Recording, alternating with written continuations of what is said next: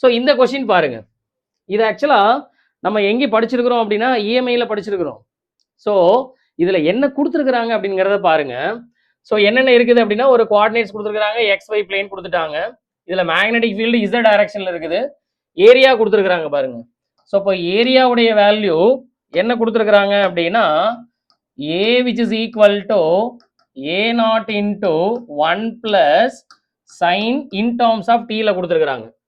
என்ன கேட்குறாங்க, power versus time is what அப்படின்னு கேட்குறாங்க. அப்போ நம்மளுக்கு என்ன ஃபார்முலா இருக்குது, பவர் அப்படிங்கிறது வோல்டேஜ் இன்டூ கரண்ட்டு. அப்போ நம்மளுக்கு என்ன தெரியணும், வோல்டேஜ் தெரியணும், கரண்ட் தெரியணும். ஸோ ஃபர்ஸ்ட் நம்மளுக்கு வோல்டேஜ் தெரிஞ்சுதான் போதும். ஸோ இதுல அவங்க ஏரியா கொடுத்துருக்குறாங்க, மேக்னெட்டிக் ஃபீல்டு கொடுத்துருக்குறாங்க, இசட் டைரக்ஷன்ல இருக்குதுன்னு சொல்லியிருக்கிறாங்க. அப்போ நம்ம என்ன பண்ணலாம், இஎம்ஐல இருந்து கால்குலேட் பண்ணலாமா? அப்போ ஏன்னா நம்ம இதெல்லாம் எங்கே படிச்சிருக்கிறோம், எலக்ட்ரோ மேக்னெட்டிக் இண்டக்ஷன்ல படிச்சிருக்கிறோம் இல்லையா? ஸோ அப்போ அதை யூஸ் பண்ணுங்க. அப்போ இஎம்எஃப் என்ன படிச்சிருப்போம்னா மைனஸ் டி பை பை டிடின்னு படிச்சிருப்போம்.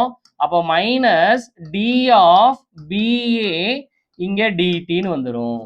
ஸோ அப்போ இதுல நம்மளுக்கு எது வேரியபிள், ஒன்லி ஏரியா மட்டும்தான். அப்போ நம்ம என்ன பண்ணலாம், மைனஸ் இதை நம்ம டிஃபரன்ஷியேட் பண்ண போறோம் அப்படின்னா டிவைடட் பை டிடி. இதுல இந்த பி இன்டூ ஏரியாவுடைய வேல்யூ என்ன வந்துடும், ஏ நாட் இன்டூ 1 பிளஸ் சைன் டின்னு வந்துடும். இங்க 1 கூட இதை நம்ம மல்டிப்ளை பண்ண என்ன ஆகும், அது இட் இஸ் அ கான்ஸ்டன்ட்.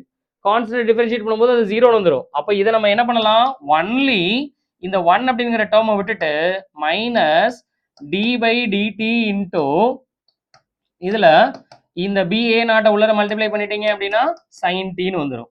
அப்போ இதை நீங்க டிஃபரன்ஷியேட் பண்ணும்போது என்ன ஆகும், ஆல்ரெடி மைனஸ் இருக்குது, இந்த PA not is a constant.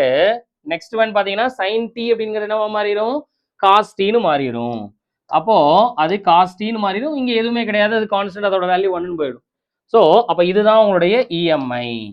இப்போ கரண்டோடைய வேல்யூ என்னது, I which is equal to what, I is equal to E by R. ஏன்னா அதுதான் நம்மளுடைய ஓம்ஸ் லா. ஸோ அப்போ அதுல பாத்தீங்க அப்படின்னா இதே ஃபார்முலா, அப்போ PA not cos T divided by R, அவ்வளவுதான். ஸோ இப்போ பவர் அப்படிங்கும் போது என்ன பண்ணிடுவோம், வி இன்டூ ஐ எழுதுறோம் இல்லையா? அப்போ இதை அப்படியே மல்டிப்ளை பண்றோம் அப்படின்னு என்ன ஆயிடும், P square A not square cos square T divided பைல இந்த ஆர் மட்டும் அப்படியே இருக்கும். அப்போ இதை நீங்க பாத்தீங்க அப்படின்னா power is directly proportional to cos square into T. So நம்மளுக்கு அது ஸ்கொயர் அப்படிங்கும் போது என்ன ஆகும், ஒரு பேராபோலா கர்வ். ஸோ இப்போ இதுல பாத்தீங்க அப்படின்னா அது டைமை பேஸ் பண்ணி மாறிட்டு இருக்குது இல்லையா? ஸோ அப்போ அதில் ஆல்மோஸ்ட் இந்த ஆப்ஷன் 4 தான் கரெக்ட். ஏன் அப்படின்னா இதுல 4th ஒன் பாருங்க, ஸோ டிக்ரீஸ் ஆகுது, திரும்ப டைம் டிக்ரீஸ் ஆச்சுன்னா 0க்கு போயிடணும். ஏன்னா இது ஒன்லி இன்க்ரீசிங். ஸோ டிக்ரீஸ் ஆகிட்டு திரும்ப இன்க்ரீஸ் ஆகலாம். ஸோ டைமை பேஸ் பண்ணி நம்மளுக்கு என்ன ஆயிடுங்க, பவருடைய value square of the time நம்மளுக்கு வேரி ஆயிடும். புரிஞ்சுதுங்களா?